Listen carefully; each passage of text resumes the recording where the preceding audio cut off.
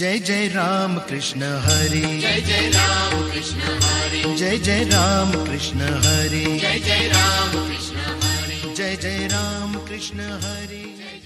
Bhave win भक्ती, भक्ती win मुक्ती, बळे win शक्ती बोलू नये। कैसोनी देवत प्रसन्न त्वरित, उगाराय निवांत सिनी शिवाया।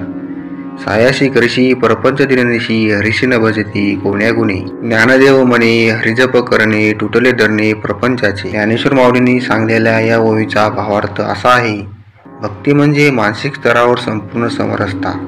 ही समरसता साधली जाते अतिप्रेमाने, आवडीने, भावांनी।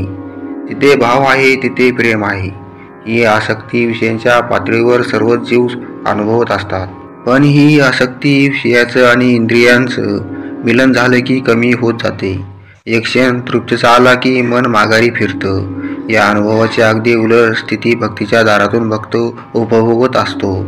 तो नाही भेटला तरी त्याच्या प्रतीक्षेत सुद्धा आनंद आहे, आणि ही भक्ती असल्याशिवाय संसारातून मुक्ती मिळत नाही, व अंगात बळ असल्याशिवाय प्रचंड शक्तीच्या गोष्टी बोलून उपयोग काय। भक्ती म्हणजे पर्यास नाही तर प्रसाद आहे। भक्ती म्हणजे सायास नाही तर सहजता आहे। प्रपंचात वस्तू प्रयत्न करून मिळतात, तर परमार्थिक लाभ हा प्रसादाने प्राप्त होत असतो। प्रभू प्रसन्न होण्यासाठी शुद्ध भावानं निवांत राहावं लागतं। परमार्थात स्वतःच्या प्रयत्नाने काही होत नाही। उगासीन म्हणजे थकवा मात्र पदरी पडतो। जे होत असतं ते त्याच्या संकल्पाने व कृपेनेच होत असतं। तुकाराम महाराज म्हणतात, बसवणी निवांत शुद्ध करी चित्त, तया सुखांत पार नाही। प्रपंचातील गोष्टी मिळवण्यासाठी आपण रात्रंदिवस बैलासारखे राबत असतो, पण देवाचं नाव घ्यायला मात्र आपल्याकडे एक क्षण सुद्धा फुरसत नसते। पण आपण त्या श्रीहरीचं भजन का करीत नाही? आपला कुठला दुर्गुण त्या श्रीहरीचं भजन करायला आड येत असतो? कर्जदाराला दिलेलं कर्ज व्याजासहित वसूल करण्याची कुटिलता ज्याच्याकडे असते तो सावकार होऊ शकतो, आणि कोणताही प्रयत्न करून ही वसुली जरी झाली नाही तर तो शेवटचा उपाय म्हणून सावकार कर्जदाराच्या घरासमोर धरणं धरून बसला राहतो।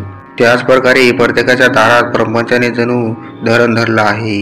हे धरण आसक्तीवर आधारलेलं असल्यामुळे ते काही केल्यास सुटत नाही।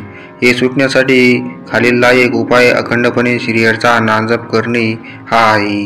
याने जीव प्रपंचाच्या धरणातून मुक्त होतो।